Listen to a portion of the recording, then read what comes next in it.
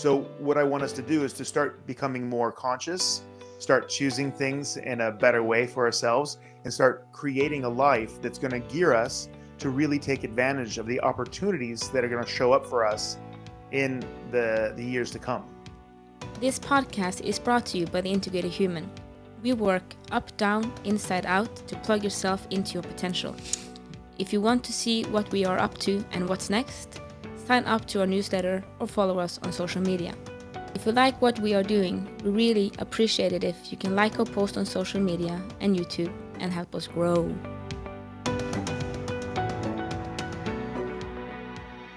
All right. Welcome to the Big and Small Podcast. I'm Jason Shields and I'm big. And I'm Marit Gabrielsen and I'm the tiny one. So, living life, feeling good? Yeah? So? What's up? Oh, did you not do that? So, so much is up. That's the thing. It's very hard to figure out what piano key to hit. Right? It's very early in the morning. Yeah. We're actually having a Saturday episode today. Oh yeah. We're dropping on Friday, but I'm going to visit my ex, which it's what we call the army. Yeah. On a course, so I'm going to hang out with my ex for 10 days. Right. Exactly. So we had to be ahead of time. Mm-hmm. Yeah. Extraordinary exercise from the military in Norway. That's what it is. Yes. They drop the bomb and say you got to show up. That's what it is. Then you got to show up. You got to show up, so, otherwise they put you in jail. Yeah, they can that. So you kind of show up on your door with. Yeah, we don't want that in the clinic, so no. I'm going there. Yes, I'd defend you, but they have more people. They have more people, like way more people. They do. Mm-hmm. Yeah. Coming in, pulling you out with a tank, chain you up and drag you behind. No. So I'm there right now, in real time. Right now I'm in the studio, but when this is aired, that's where I am. Yep. So that's what is up. Other than that, I told you about the experience I had because we talked a lot about meditation in the last episode. And I had an interesting experience in one of the meditation I had the other day, which maybe I can tell about. And if not, we don't post the episode if it doesn't work out. But, you do stuff sometimes and you think it's either good or bad. And which is maybe not the right thing to think about it, but I was having this meditation and it was in the afternoon. I was sitting. And my head was spinning everywhere.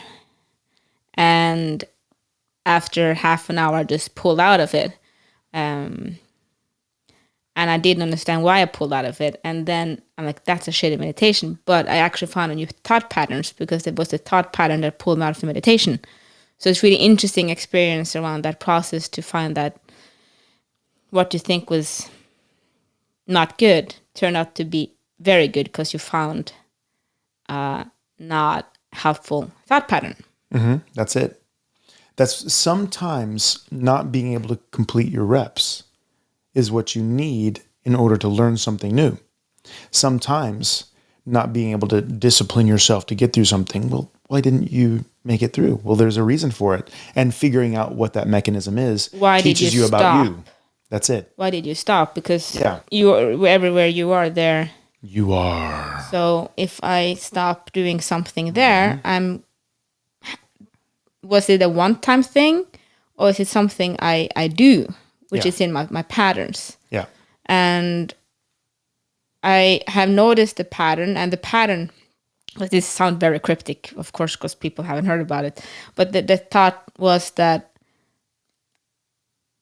I was tired and I didn't want to meditate, but I knew I needed to meditate because I know I need to do that. And then it was starting to get hard. Yeah, but it was, you need to do that. But also it was kind of like, okay, the next 2 months, I'm going to meditate 1 hour or twice a day. Yeah. And therefore it's a discipline and an idea, not a need that comes from need. No, but it's a also discipline well, idea. it's actually I'm also a gonna need. do that thing. It is also a need from need because I know I need it. Yeah, So it's a mix. Yeah, But you're not bleeding from your neck. no, of course not. And then I was gonna meditate, and I was tired after a long day of work. I had because I had to. Because like I said, I'm going to the army now, so I have a lot of package to do, finishing up thing. Because we just went to Joe, and then we had a week at home, and then I'm leaving again for 3 weeks. So it was a lot of things that needed to be done in a short amount of time before we're gonna go back to training down in downtown. So it was just a lot of things that I have to do this, walk the dog, pack, do this, fix this, clean that. There's a lot of things that should happen in a short amount of time. At the same time, needed to put in an hour of meditation. So I managed to start, and I doesn't. It's easier to keep it. I feel when you manage to go very deep, because then you just time disappears. But when you're kind of in the middle phase where thoughts take you, ego takes you, and you have to battle your way down through all the different personalities and different layers and different body emotions and all that, it's more difficult. And then, of course, the thought about time pops up. And then time, and then all the things you need to do with short time, it just adds and adds and adds. And then I think the thought, you do not quit. You're going to sit there and you're going to wait until the alarm goes off. You have enough time. You do not quit. And after 30 seconds, I'm standing and I have my eye shades off and my headset off. And I just thought, what just happened? And that was an interesting experience. Because I didn't consciously do it. All of a sudden I was standing and I didn't understand how that decision was made. And then I realized, because I've seen this before, that this is a pattern that I have in different aspects. And it comes out differently, but it has to do with the message, you do not. And then just a part of me go, shut up. And then I don't know, but I'm off the assault bike. I didn't do my last rep. And out of the meditation, I ate the crisps, I ate the candy, I ate all the candy. And it's a pattern everywhere. And I was just standing. It's like, oh, I saw you. I saw that thought now. And it turned out then, from me being very annoyed, having a bad meditation, that this is fucking genius. This is genius. I found a pattern that I can fix. Because before you have identified the pattern, the thought, the thing that, like you said, who is it, Gurdjieff? First thing about getting out of prison is to understand you're in prison. Yes. Well, if you don't know you have a pattern, before you see the pattern, you can't change the pattern. Therefore, until you do that, you're a slave to the pattern.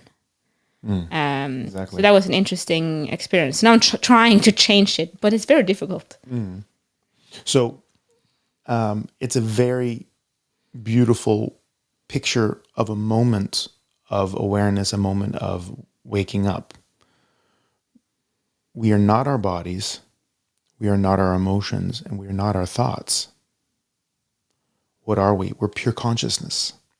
So in reality, the whole point of meditation is to get to where you can become pure consciousness and release everything else, or unify everything else and become pure consciousness. And we'll get back to what that means in a second. So you were perfectly aware suddenly of a mechanism that perhaps not just ruled that one meditation, but has affected you your whole life. Oh, I've seen it everywhere. Yeah, exactly. I'm started to pick where it is. And, exactly. And exactly. Like I said, I've been aware of it's a tendency I had, but I haven't thought that it's a thought that I think, and therefore I haven't seen the mechanism of it. Exactly. I just know, oh, that's something I do sometimes. Like sometimes you have a shit fit, sometimes you eat all the candy, sometimes you don't have the energy to do this or that, but I really saw the why that is happening. That's it. And there's a saying: as is the microcosm, so is the macrocosm, so is the microcosm. So one more time: as is the macrocosm, so is the microcosm. Meaning that, it's not strange that, the circular pattern of the planets around the different suns look like the electrons moving around the protons in an atom, right? I mean, there's like a certain symmetry everywhere.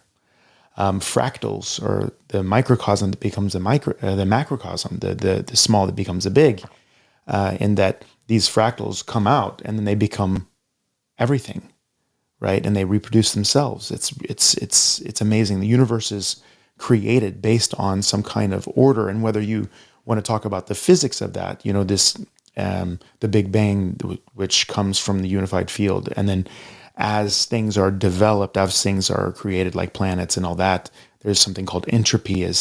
But that entropy still gives order, still gives levels of magnitude of order in nature, like gravity, like the weak and strong force, electromagnetic forces everywhere, right? Time and space and all of these things are unifying factors, unifying principles that come from this unified field, and then give rise to the universe as we know it, the world as we know it, the body as we know it, the mind and psyche as we know it. So I've always looked at myself as like a bunch of blueprints. You have like a pattern or a blueprint, and that's the way you approach your world. So you'll see these same mechanisms over and over in different situations. And when you can figure out what that blueprint is, like when you say, I will not quit, and you quit, it's kind of a meme. It's a pattern. It's a meme. And Copy paste. It's a copy paste on last episode. That's right. And we'll get back to the last episode too, because there was a lot of good stuff there. And we're going to add on it today, because it's how do you work with your own energy and psyche, right? Like, okay, everybody, you ever heard of yin and yang? Raise your hand if you have. Yo, right? So last time we talked about Jason not picking up the what? Cookie. The cookie. Well, it's more that Jason picks up the cookies. yeah. And then Jason. I've never seen Jason not picking up the cookie. Stop giving me cookies. So The test. So we're going to use this cookie thing again, right? So here we go. I pick up the cookie, and this, kahuna shaman says, Jason, do you really want the cookie? And I'm like, well, no. Are you going to enjoy the cookie? No. Are you starving and you need to put on some weight? No. So is it really useful for you? No, not really. And you're just automatically grabbing it? Yeah. So you're going to taste it even? No, probably not, So relax your hand. So I let it go. Let the cookie go. Drop the cookie. Drop the cookie. Let the cookie go. So one aspect of learning how to master yourself is learning how to let go of stuff. So meditation's really, really good at that. Okay? But there's an other side of this. Let's say that you're not a person who lets go. Maybe you're a person who holds on. Well, and is that a theme in your life? No. Okay, Jason, put the cookie down. Marit, put everything down. Okay, right? No. Right, exactly. No. So I don't have any problems letting go of it. Well, actually, I do have an issue with it. I'm really good at cutting things out. Yeah. I'm really good at that, but I'm not good at letting go. And I said, I have discovered you have 3 different, I think you have more. So far, I've discovered 3 possibilities or 3 options you have when you're going to let go of stuff. You can either let go like a balloon. I'm not very good at that. And because all of these have different qualities with them. I'm not very good at that. You can burn the attachments. I'm not really good at that. I'm really good at chopping them off. But not very good at letting go. I think that is... Because with the chopping part, you get to a point where you had enough of it. That it's the benefit versus what it costs. What it costs gets so big that it doesn't cost me anything. Yeah, the cost becomes bigger than the benefit. And Yeah, you have it's to too cut that. much, and Yeah. then I just cut it, and I'm at peace with that, and Yeah. then it doesn't cost me anything. But letting go means more that it's still in some sort of balance, but you see, this is not healthy for me anymore, and then you just let it go like a balloon. Very difficult. Yeah. Very difficult. Yeah. Yeah. Yeah. Yes. And that's the thing. So yes, I do hold on to stuff. Yes. So, Working on it. and part of learning how to use your own energy is the magic of polarity, right? So if you're constantly choosing Starbucks, or okay, let's Hard in bus. Yeah, it's hard in bus. We don't have. Let's go back to the cookie because we used the cookie last time. So listen to the previous episode, guys, if you want to learn the whole.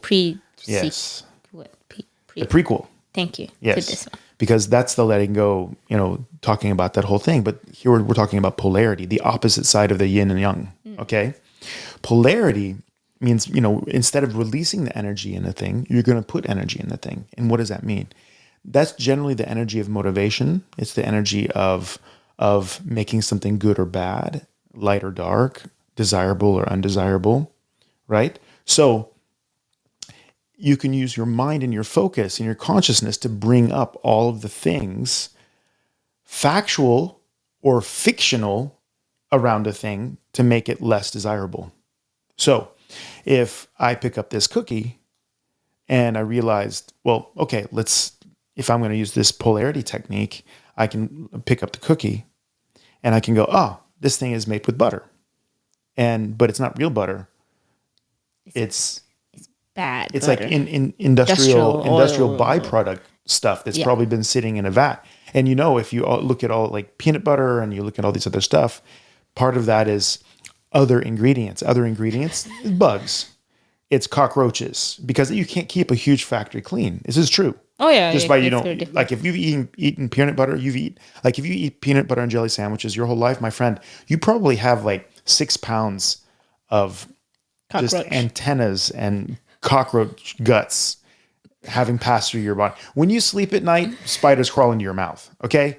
I'm just saying, you eat bugs. Don't be hating on my homies in Asia that eat cockroaches. No, I'm just kidding. Eat grasshoppers and stuff. Insects is something that you have in you. And so I start thinking about, do I like insects or not? Where's this cockroach been walking?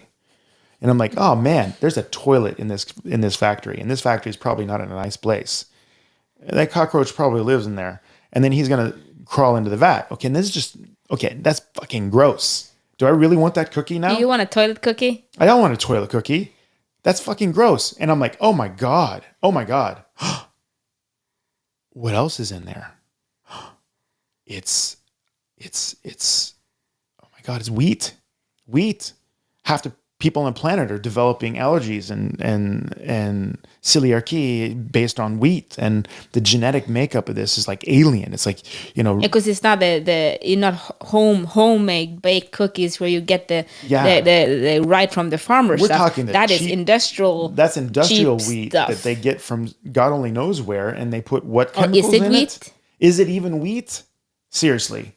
Or is it wheat-like product? It's wheat-like product. Okay, and then I'm like, the chocolate chips, that's not chocolate, right? That's not chocolate. That's a cockroach. I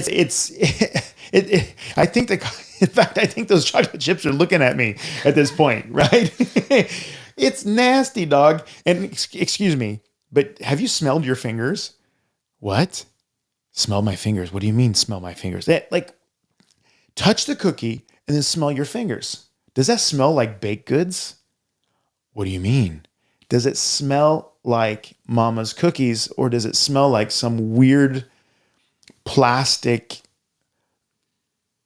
dairy-like product cockroach bathroom toilet cookie? And you're like, oh my God, it stinks. It doesn't taste like it smells. Like chocolate chip cookies from your mom's house, that tastes like it smells. It smells like it tastes. This does not smell like it tastes. Then somewhere in your body, there's something that does not match eating, that you shouldn't be eating that. Are you kidding me? In fact, it has stuff in it that makes sure that once the cockroaches are all grinded up in it and you make a little cockroach cookie, Cockroaches won't even eat that because it doesn't rot. Bacteria that break down sewage will not eat this cookie.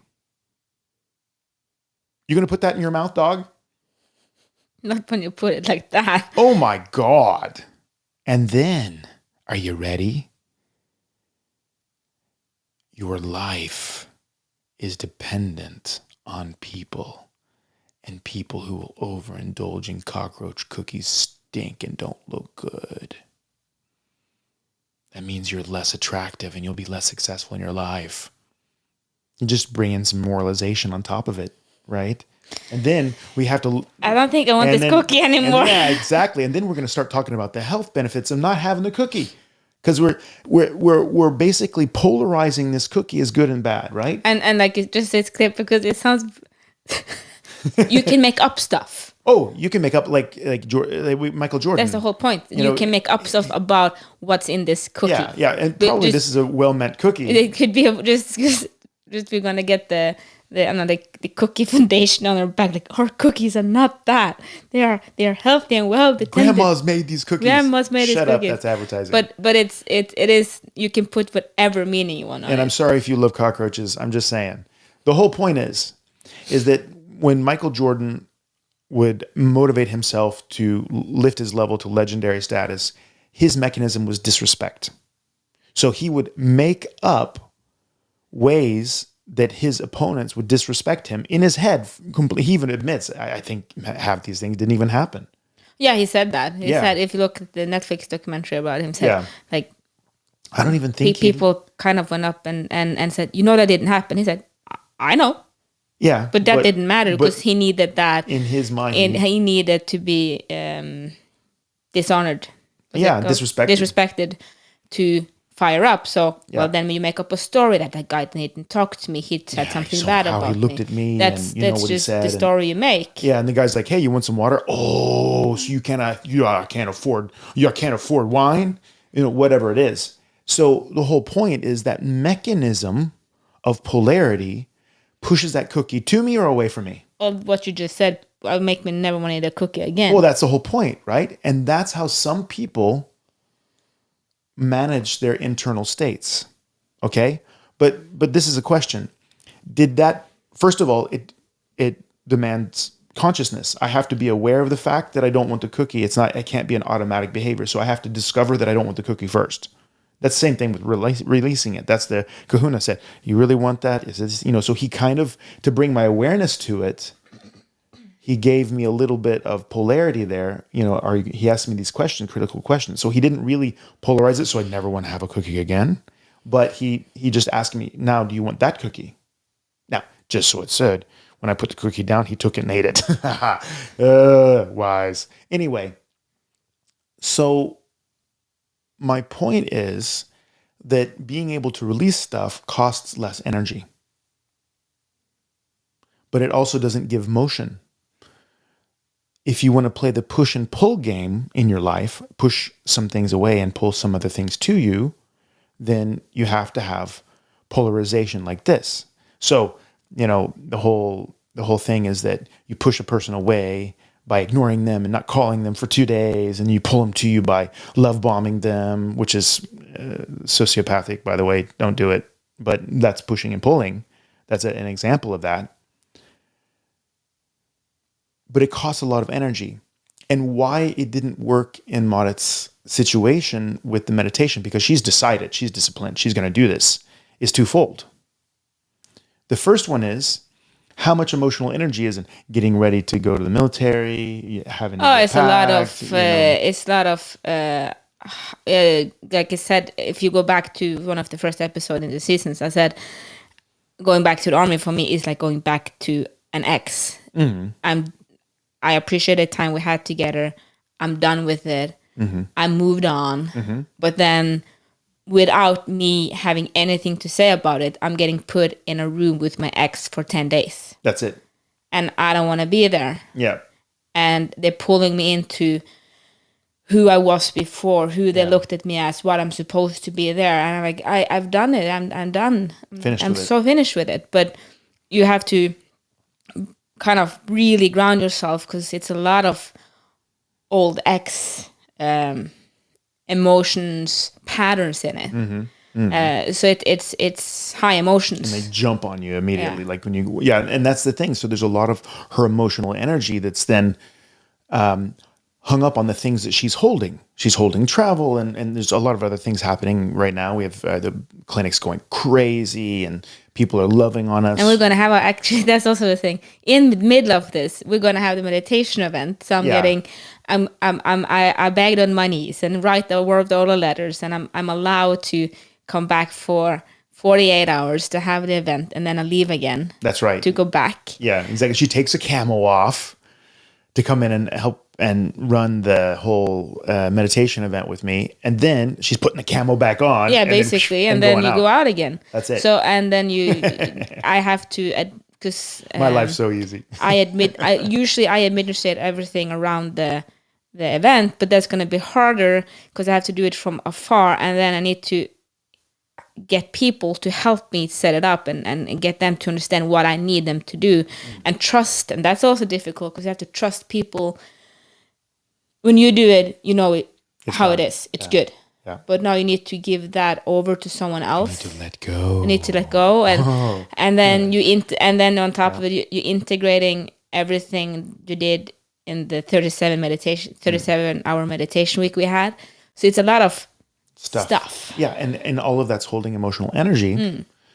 So at the point when you're then going to sit down and meditate, sit down and sit on your butt. Yes, with your eyes closed. Yes, because you're then in a situation where you've decided to sit down, which is good, but you've also decided that it's a rule for you now. It's 1 hour, and you made that decision with higher energy around meditation, but now that energy is being placed other places. So again, the polarity... Life happens. Basically. Yeah, life happens. The polarity that you use to make yourself sit is now less because that energy, that emotional energy that you would have to do that is now being placed in 1,000 other places. Okay? So this is the weakness of the polarity method of directing your energy and dealing with your life. So the relax and release doesn't have movement.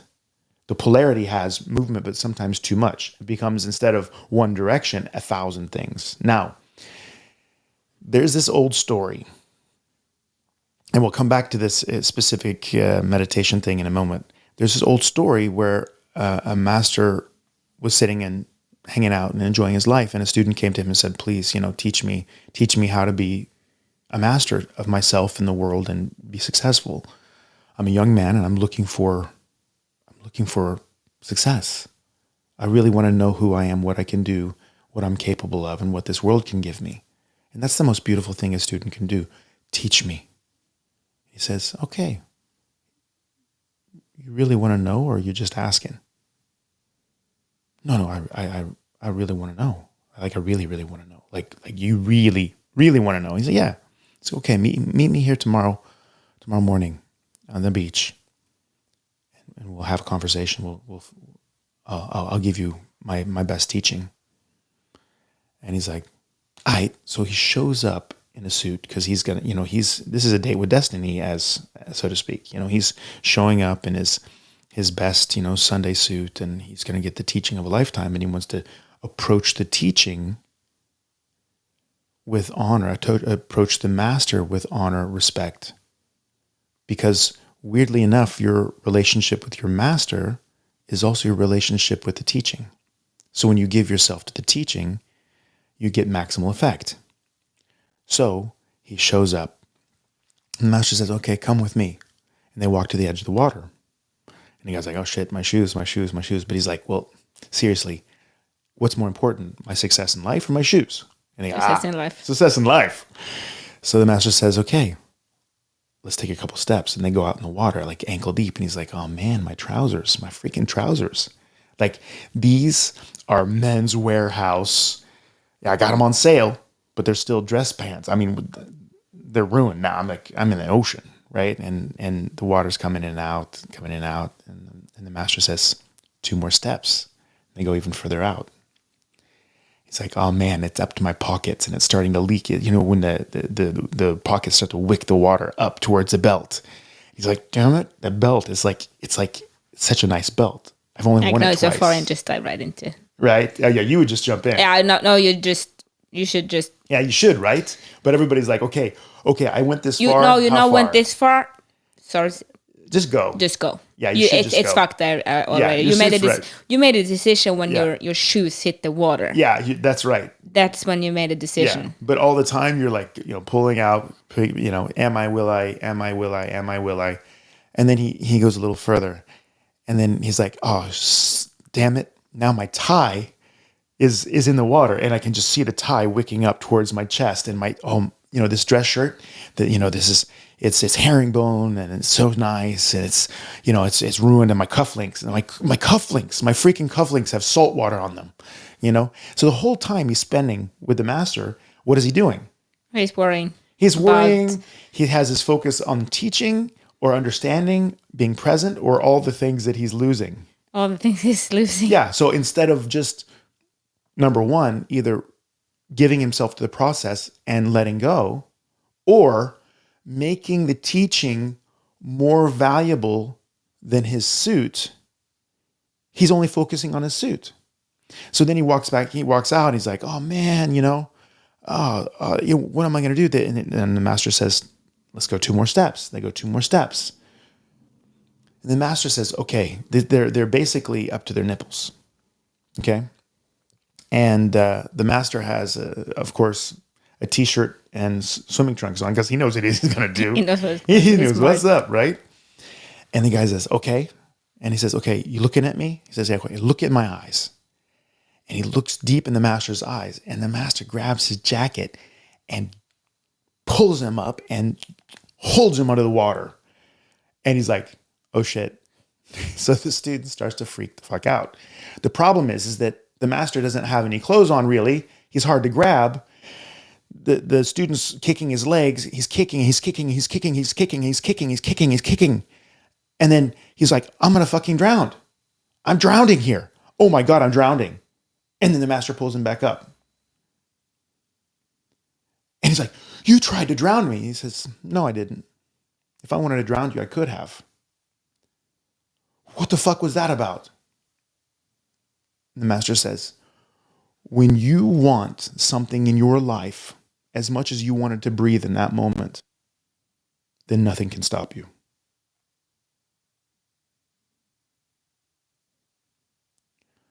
So when you can choose truly what you want in your life, I want a 6-pack. I want a great business. I want to be a great mom. You have your priorities in order and you know what you want. And you make that as desperate as trying to breathe when you're under the water and almost drowning. Then your mind is clear. Your heart is filled with unstoppable energy. And regardless of circumstance, things will move around you, or you will move yourself around them to get what you want.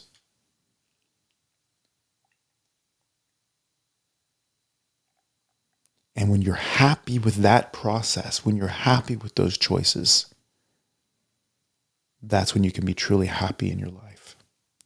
But when you're always looking for what's wrong, why you shouldn't have, what you're losing, what you could have done instead,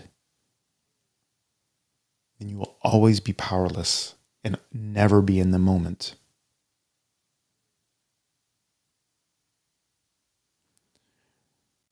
On your path to choosing what you really want in your life, to become ultimately and infinitely powerful in your life, using polarity techniques and letting go techniques is amazing. But my friends, once you've really decided what you want, who you are, what your direction is, and you give yourself to that thing 100%, you become truly beautiful and unstoppable. And this is how I've gotten everything that I've wanted in my life. You make that the thing, and you stop being the person worrying about your shoes. Because if you're going to go that direction, screw the shoes.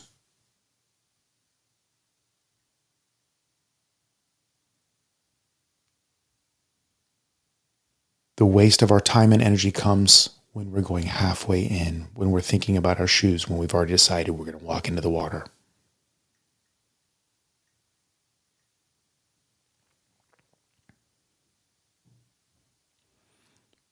The issue is sometimes our life is filled with things that we don't want to choose any longer, like the ex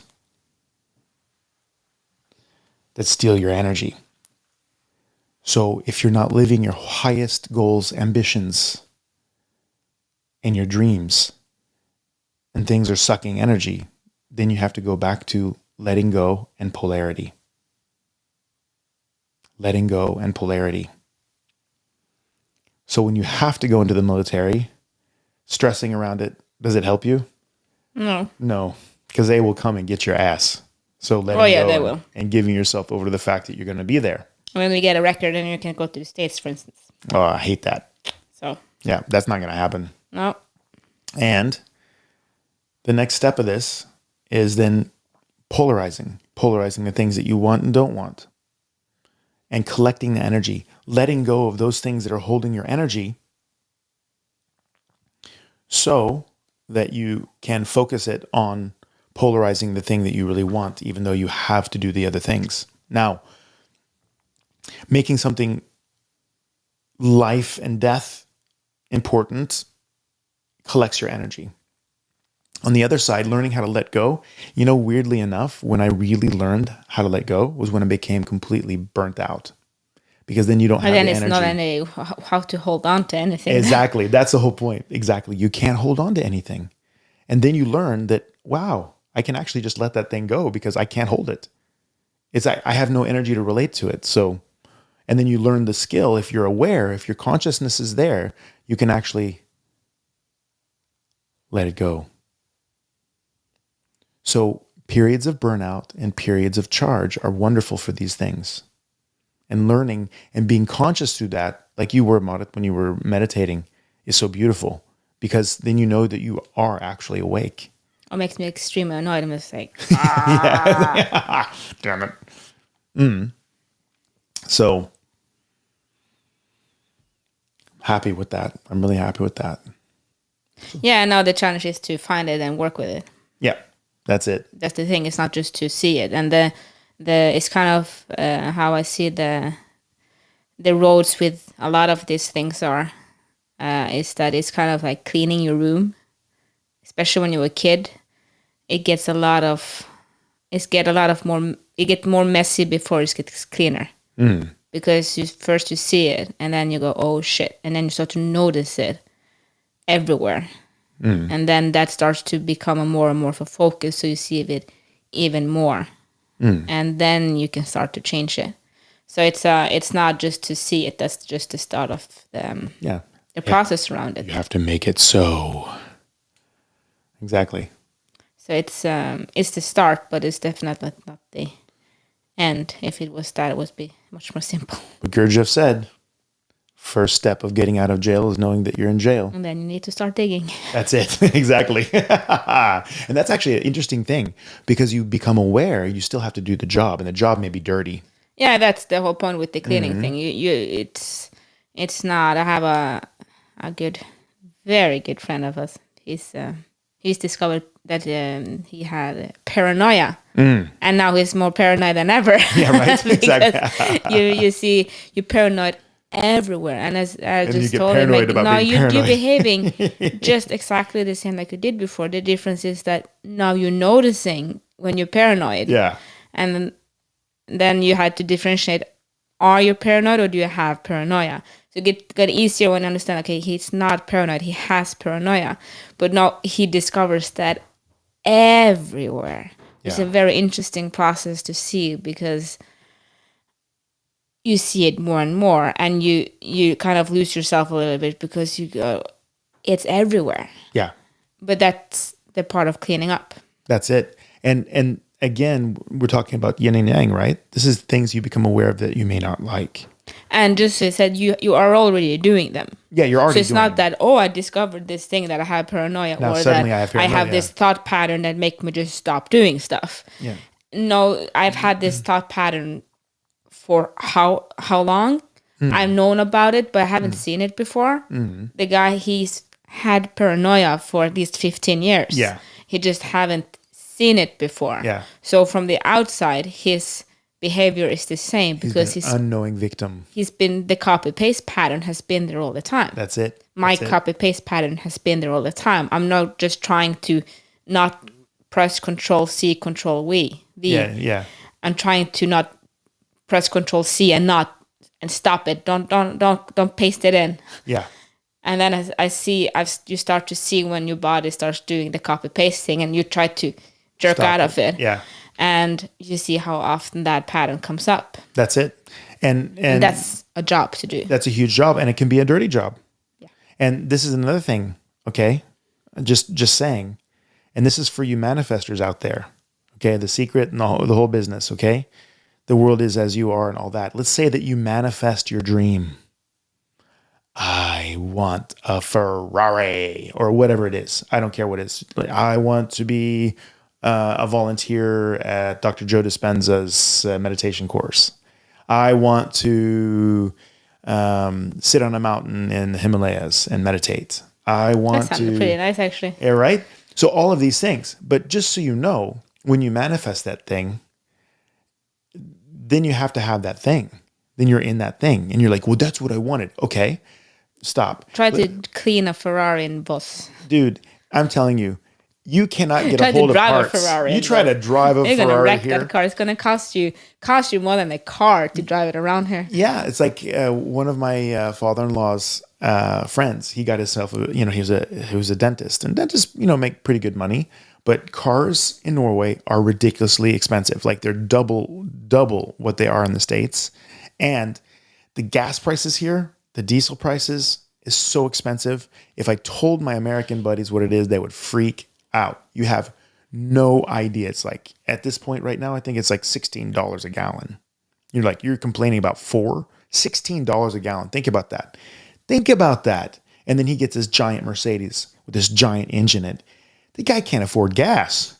He got himself the Mercedes, but he didn't realize. Is that what he wanted? Because that's what he wanted. And manifested and worked for. He got that thing, but he didn't get money for gas, money for insurance. He didn't get a garage, repairs. He didn't get the garage that he needs because now it's a super nice car outside and he doesn't have it covered.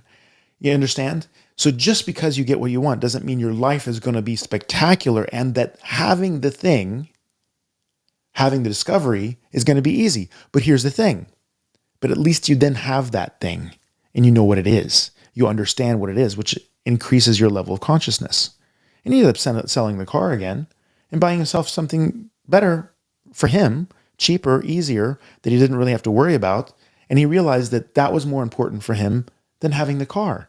So that's a evolution, right? And I'm not saying the car was wrong. It just for him, that was not the right thing. It was not the right thing. And that's what you want and what you need is actually often two different things. So when I have discovered that often what I want is wrong compared to what's actually necessary, and what I think I want often takes a detour towards what I actually want, because it's a short-term thing. I know what I want long-term, but what the steps I think is necessary, the small things before that, may be actually the not right thing. So when I meditate, I usually ask for, give me what's needed to drive me towards that goal, because that's the main goal.